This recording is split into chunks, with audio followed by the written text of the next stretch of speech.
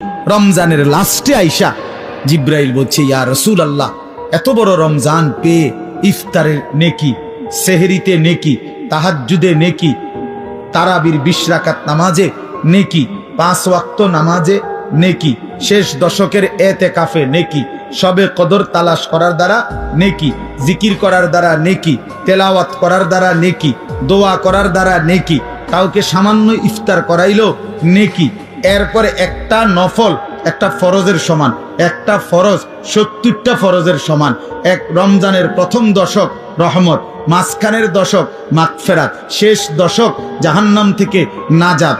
আল্লাহ বলেন জিব্রাইলের মাধ্যমে, নবী এত কিছু দিয়াও যেই বেঈমান রে মন গলাইতে পারলাম না, তারে আমি ভালো করাইতে পারলাম না, আমার দিকে ফিরাইতে পারলাম না, তার উপরে আমি আল্লাহর লানত, আমি ফেরেশতারও লানত। তো নবী বলে আমিন, হ জিব্রাইল, আমি মুহাম্মদেরও লানত।